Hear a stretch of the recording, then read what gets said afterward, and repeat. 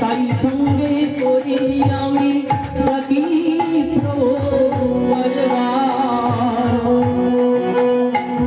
আমি ভক্তি আমি শক্তি হাত ধরে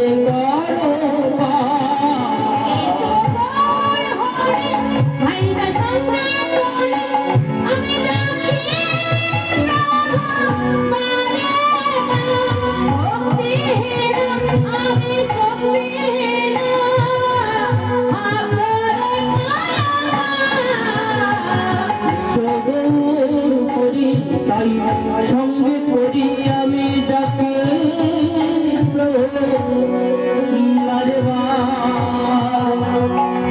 আমি ভক্তি এইভাবে ধরো বসে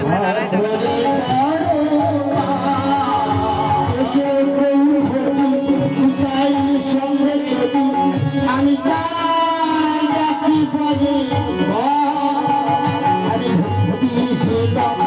আমি সুতা ছিল হাত ধরে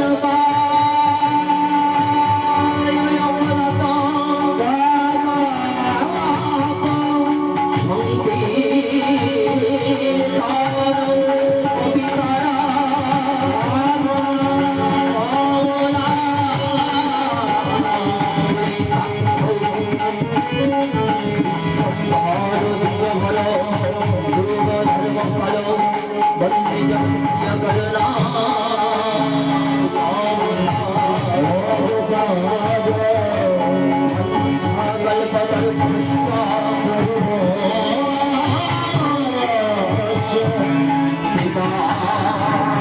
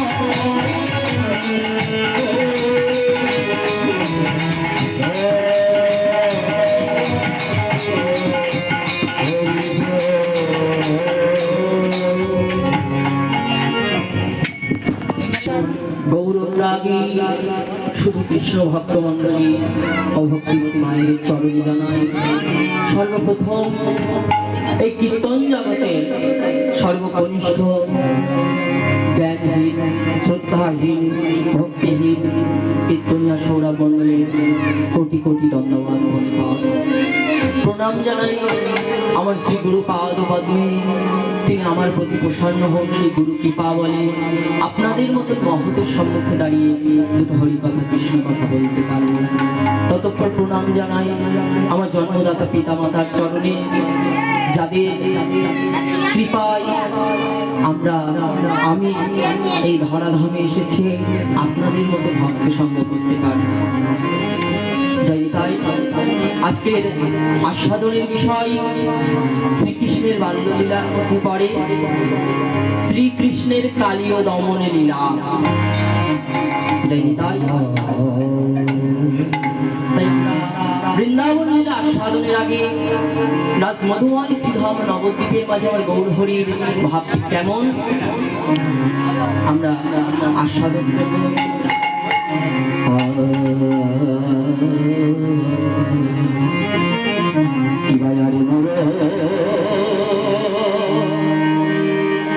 হরে মোর হরে মোর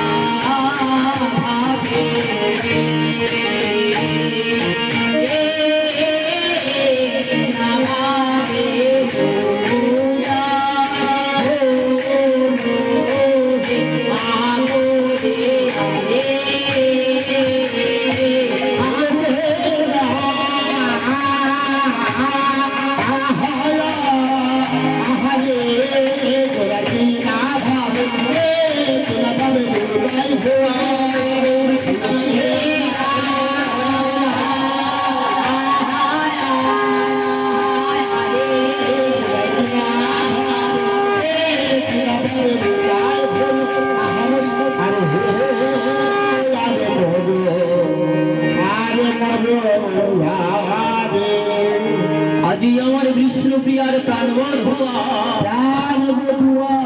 আমার সচি মায়ের নয়ন তারা তার দণ্ডে দণ্ডে ভাবের উদয় পলকে পলকে ভাবের উদয় সেই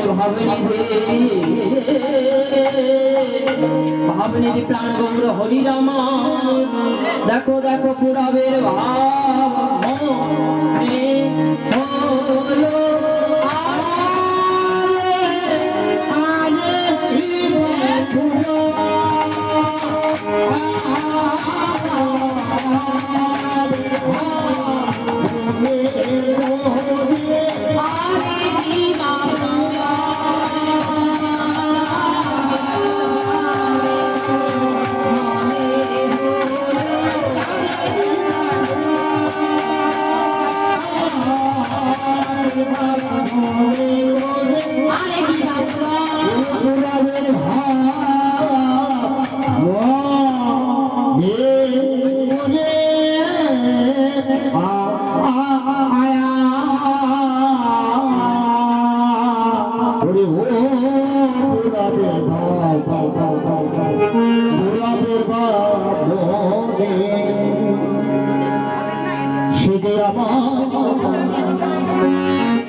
আজি আরে মর আরে মর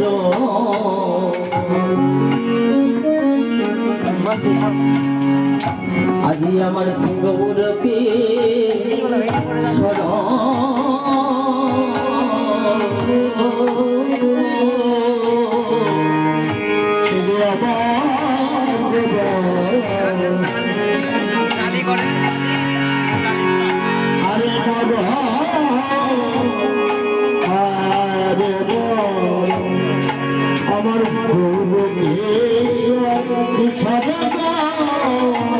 আর পুরা বেরো ভাবে গোনা পুরা ভাবে গোরা গোরা আমার হাওল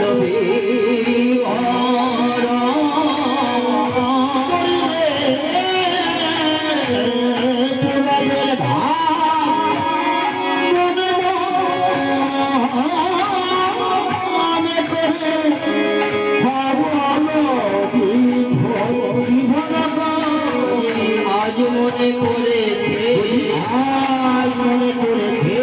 পুরাবের ভাব গৌর হরি আজ মনে পড়েছে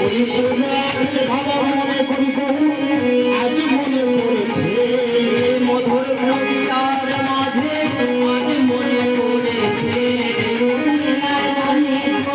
আজ মনে পড়েছে না জানি কোন ভাবে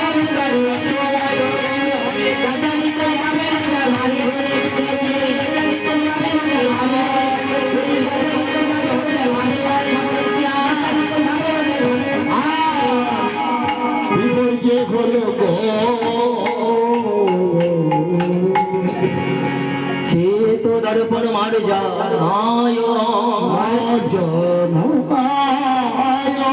ভালো মহারামাগ্নি নির্বাপনা শ্রেয় কৈরব চন্ডিকা বিতরণা বিদ্যাবোধ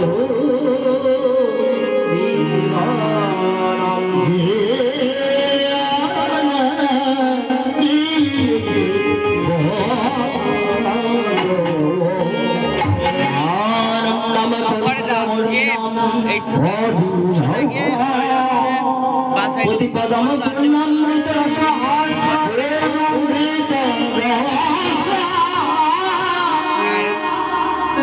শ্রেয় কই রাম চন্দ্রিকা বিতরণা পরম বিজয় শ্রীকৃষ্ণ সংকীর্তন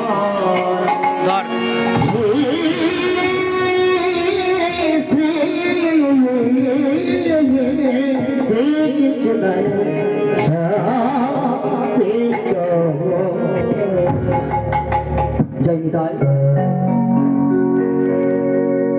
লীলা প্রাসঙ্গে লীলা প্রথমে আমরা যে সংস্কৃত শ্লোকটি আস্বাদন করলাম, এই সংস্কৃত শ্লোকটি শিক্ষাষ্টকের প্রথম শ্লোক। আমার মহাপ্রভু এত বড় পণ্ডিত হওয়া সত্ত্বেও তিনি জানতেন এই কলিতে কলির জীবে অত ধৈর্য নেই, অত গ্রন্থ পাঠ করবে। তাই কলির জীবের জন্য হরিনামকে তিনি দান করলেন, বিতরণ করলেন। আর এই কলির জীবের জন্য রেখে গেলেন 8টি শ্লোক, যাতে একত্রিত করে বলা হচ্ছে শিক্ষাষ্টক। এই শিক্ষাষ্টকের প্রথম শ্লোকে বললেন, চেত দর্পণ মার্জনায়। এই সংকীর্তনের উপকারিতা কি? এই কীর্তন যে আমরা শুনতে বসেছি এবং গাইছি, এর যে উপকারিতা কি তা আমার মহাপ্রভু এই শ্লোকের মাধ্যমে জানাবেন। বললেন, চেত দর্পণ মার্জনায়। এই চিত্তরূপী দর্পণটা মার্জন হয়। এই চিত্তরূপী দর্পণটি মার্জন হয় হলে কি হয় মা? এই চিত্তরূপী দর্পণটি মার্জন আমরা এই হরিবাসরে এসে বসতে পারি। এই হরিবাসরে এসে বসলে কি হয়? হরি কথা শ্রবণ করলে কি হয়? আমার গৌর গৌরাঙ্গের কৃপা লাভ হয়, গৌর গোবিন্দের কৃপা লাভ হয়। তাই বললেন, চেত দর্পণ মার্জনায় ভব মহাদাব নির্বাহ। এই সংসারের মাঝে আমরা আছি না, এই সংসার আমার, এই গাড়ি আমার, বাড়ি আমার, স্ত্রী আমার, পুত্র আমার, কন্যা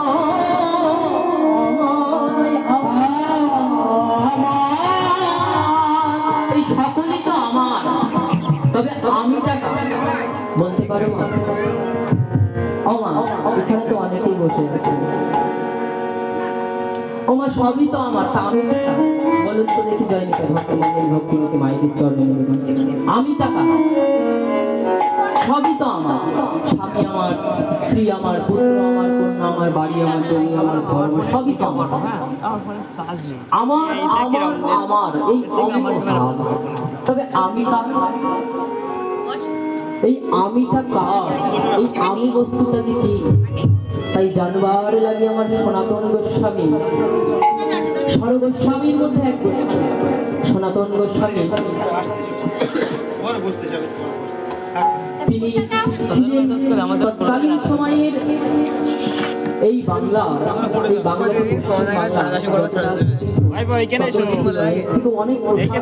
সময়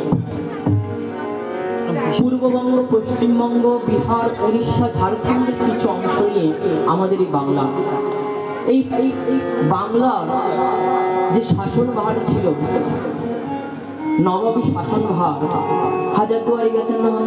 হাজারদুয়ারি প্রাসাদ, সেই নবাবী শাসনভার, সেই নবাবী শাসনভারে প্রধানমন্ত্রী।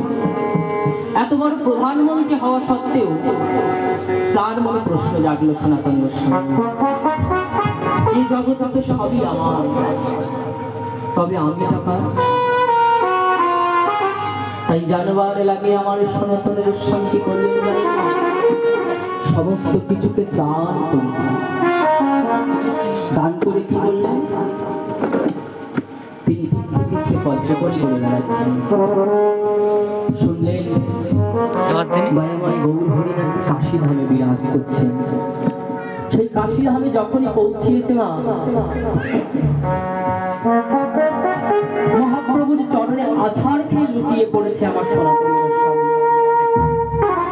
পরে বলছে, দয়াময়, ও গো দয়াময়, জানো প্রভু, আমি তো আমার সকল ত্যাগ করে, সকল দান করে দিয়ে আমি তোমার চরণে এসেছি। আমি তোমার চরণে এসেছি, আমি তোমার চরণে এসেছি। সনাতন গোস্বামীকে দেখে মহাপ্রভু আমার ভাবছেন, সনাতন অসনাতন হয় নাই, সনাতন তুমি পারো না। সনাতন গোস্বামী আমার চোখকে উঠে বলছে, দয়াময়, তবে কি আমার কোনো অপরাধ ছিল? সনাতন গোস্বামীকে মহাপ্রভু সকলেই যদি আমার হবে, তোমার বলে কিছুই নাই যখন বলছো, সকলেই ত্যাগ করে দিয়েছো, তবে তবে ওই কম্বলটিকে কেন ওই বুকের মাঝে আশ্রয় করে এসেছো? তুমি পারো না, ভাবো না, একটি কম্বলকে আশ্রয় করেছে বলে আমার আজ মহাপ্রভু বলছেন তোমার হয় নাই, তুমি পারো নাই। আর আমরা এমনি ভাবে অট্টালিকার মধ্যে থেকে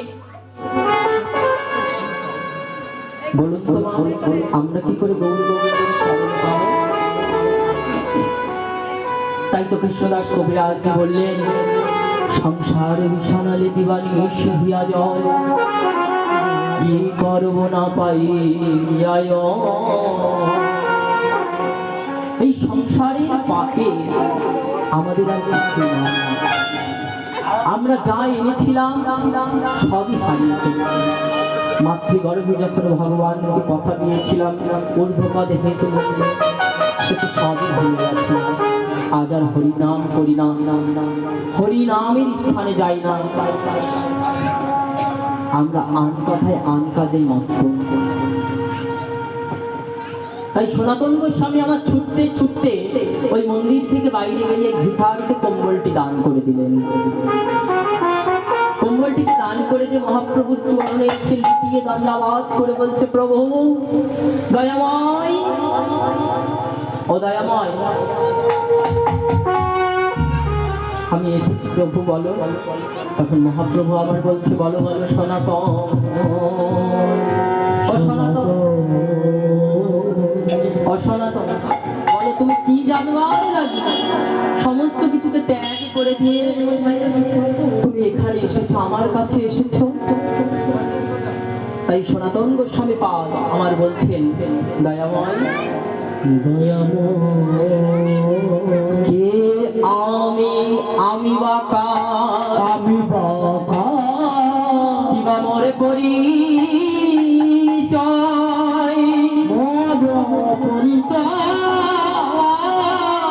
ইহা জানিলে জীবে হইছে সুখ হয়।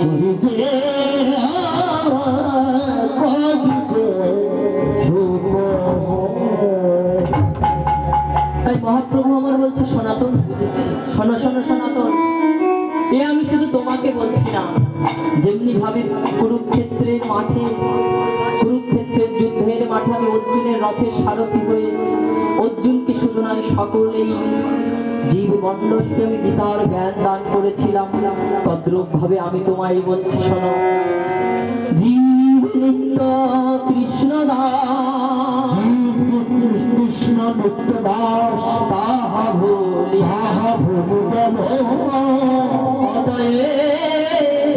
মায়া পিশাচি তারা আজি বলতে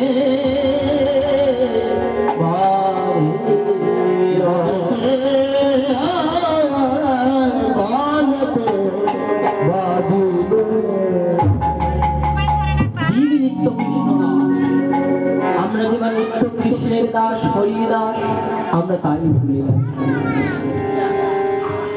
তাই তো আমার মহাপ্রভু আজ নদিয়ার মাঝে প্রবীর ভাবে ভাবিত হয়ে ডাকছেন, কাদেরকে ডাকছেন জানেন মা? আজ শ্রীরাম দাম বলে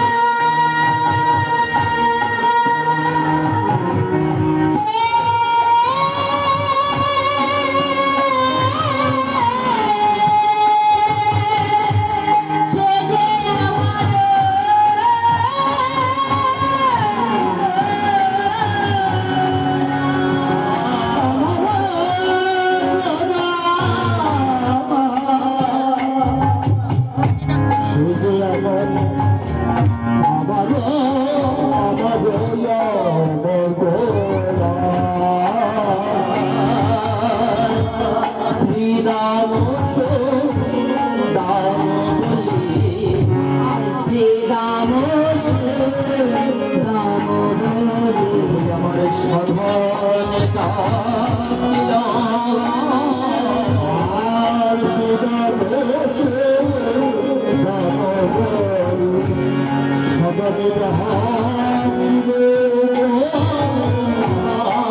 হেন কালে ভক্তগণ আসিয়া দাঁড়ালো। আজ হেন কালে ভগবান সেখানে আসিল। দাঁড়ালো দাঁড়ালো দাঁড়ালো দাঁড়ালো নদিয়ার মাঝে সবে দাঁড়ালো দাঁড়ালো নদিয়ার মাঝে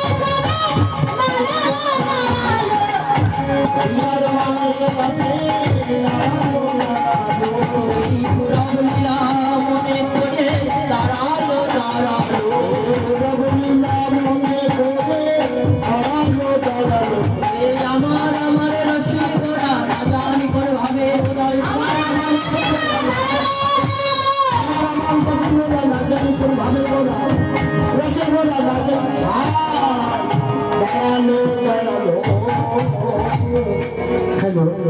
আজি আমার মহাপ্রভু কৃষ্ণ জনিত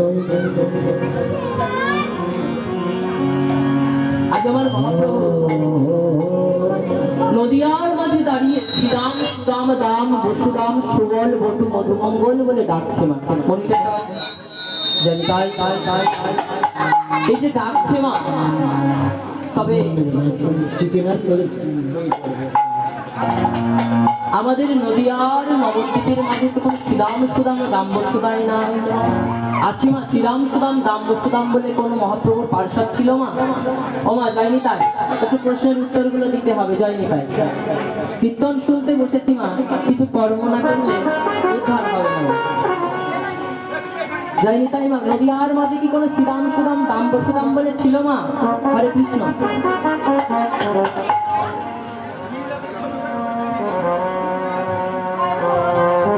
শ্রীরাম সুদাম দাম বসুদাম বলে কেউ ছিল মা ও মা একটু জোরে বলুন আমি কানে শুনতে পাই তো মা যায়নি তাই ও মা আপনাদের বলার মতো বদন আছে তো জানি তাই একটু সহযোগিতা করতে হবে না এই স্থানটাকে মধুময় শ্রীরাম বৃন্দাবনে পরিণত করতে হবে ও মা নবদ্বীপের মাঝে কি কোনো শ্রীরাম সুদাম দাম বসুদাম বলে কেউ ছিল মা গৌর হরির পার্ষদ বলে কেউ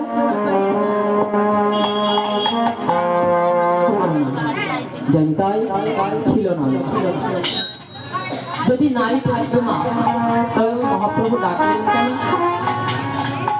আর কারাই গাইলেন বৈষ্ণব মহাজন বললেন কারা এসেছেন জানেন না আজ গৌর অনুরাগী গৌরীর ভক্ত মন্ডলী বলে এরা কারা জানেন না যারা সত্যে ছিলেন সত্যে আর ত্রেতাই ছিলেন কপি আর দাপরে মধুময় বৃন্দাবনের মাঝে ছিলেন গোপী সেই গোপীগণই আজ আমার নদিয়ার মাঝে গৌরাঙ্গের পার্ষদ রূপে এসেছেন সেই পারিষদগণ এসে দাঁড়ালো নিতাই গৌর হরিবোল হরিবোল যাই তাই তাই নদিয়ার মাঝে আমার গৌর হরি যখন দেখেছে তখনই তাদের পুরাবের ভাবে ভাবিত হয়ে আজ মহাপ্রভুর কাছে এসে দাঁড়িয়েছে আর এই ভক্তগণকে দেখে মহাপ্রভুর আমার পুরাবের ভাবে ভাবাবিত হয়ে তিনি কি বললেন দেখো হেন কালে মহাপ্রভু সুরে ধ্বনিতেই উপজিল আজ কালিও নাগ বলি গোড়া ডাকিতে আর কালিও নাগ বলি গোদা কালিও নাগ বলি গোদা ডাকিতে লাগিল। আজ মহাপ্রভু কালিও নাগ বলে ডাকছে, আর প্রবের ভাবে ভাবিত হয়ে কি বললেন জানেন মা? আজ কালে দাহ ভাবে প্রভু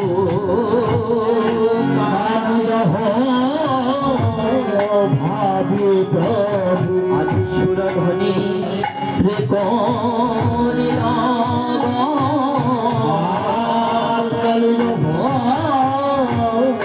ভাবি প্রভু কৃষ্ণধ্বনি রে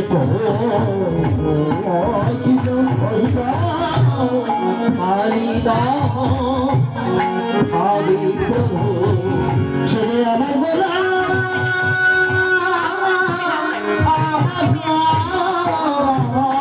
গোদা সে যে আমার গোদা আমার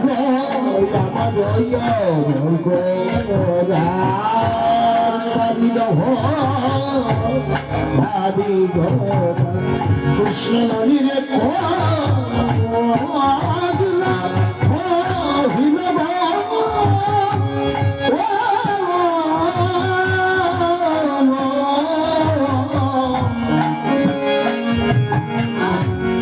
আরে সঙ্গ ছাড়ি মহাপ্রভু চলে দিল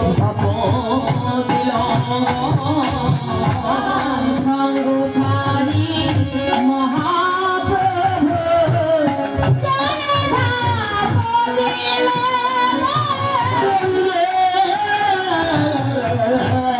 সঙ্গ ছাড়ি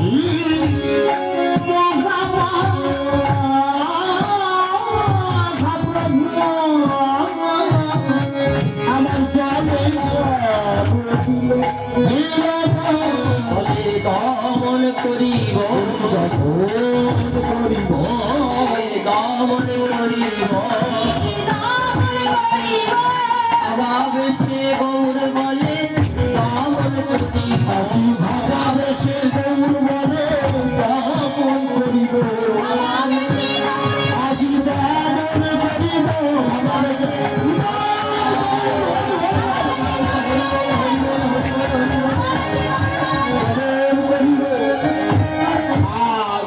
দামন করিব। আজ আমার গৌর হরি বললেন আমি দমন করিব, সুরধ্বনির মাঝে ঝাঁপ নেব। আজ নদিয়ার ভক্তগণ বললেন অপ্রভু তুমি তো কালিও নাগ বলি আমি সুরধ্বনির মাঝে ঝাঁপ মারব। ওই এই সুরধ্বনির মাঝে তো কোনো সর্ব আমরা দেখতে পাচ্ছি না, আর তুমি কাকে দমন করবে? তুমি তো বললে দমন করবে। তাই গৌরবরাগী ভক্তগণ যখন বলেছেন মা, আমার মহাপ্রভু বললেন আমি দমন করিব ভাবে সে গৌর বলে দমন করিব ভাবে সে গৌর বলে দামন করিব কলির জীবের মায়া নাগ পাশামি দমন করিব কলির জীবের মায়া নাগ পাশ দমন করিব না জানি করে ভাবে তাই দমন করিব রাজানি কোন বাবের তাই দমন করিব রাজানি কোন বাবের তাই দমন করিব রাজানি কোন বাবের তাই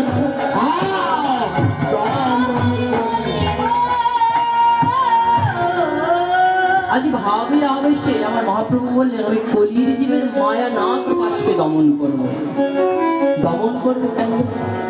সাহিত্য শাস্ত্র বললেন চৈতন্য চরিতামৃতে কবিরাজ গোস্বামী পাদ কলম দিলেন, বললেন আমার গৌর গৌরাঙ্গের লীলা না বুঝায় মোর বাবু যাই মোর সেই যে বুঝায় সেই রসিক জনা রসিক রসিক জনা দেখুন আমার গৌর গোবিন্দের লীলা নিগুড়, অর্থাৎ অনেক গুরু তত্ত্ব। এটা আস্বাদন করতে গেলে বুঝতে গেলে অত সস্তায় হয় না,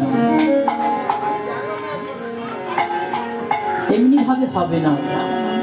তারা বুঝে যারা রসিক জনা হয়, রসিক জনা বিনা অন্য কেউ বুঝে না।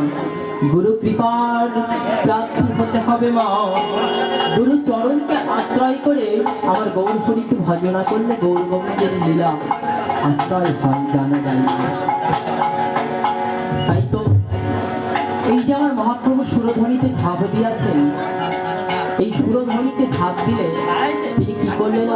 আজ নদিয়ার ভক্ত মুখে প্রচার হতে হতে আমার সচিমাতা শুনেছেন, তাই সচিমাতাই আমার হাহুতাশ করে কাঁদছেন।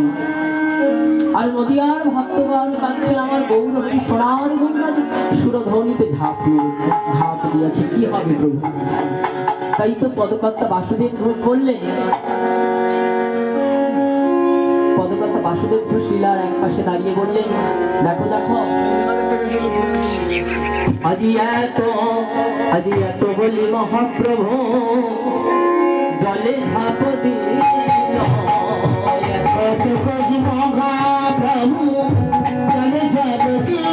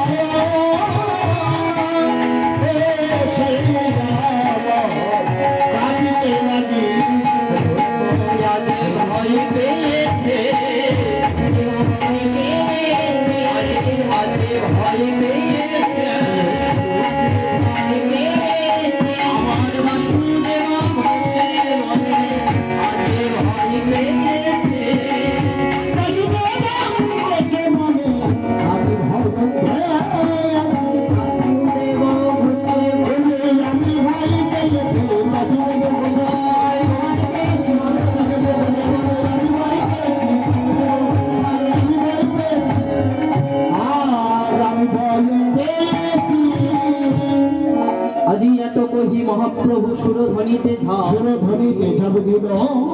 আজি বাসুদেব ঘোষে ভয়ে, আর বাসুদেব ঘোষে ভয়ে কাঁপিতে লাগিল, ওগো কাঁপিতে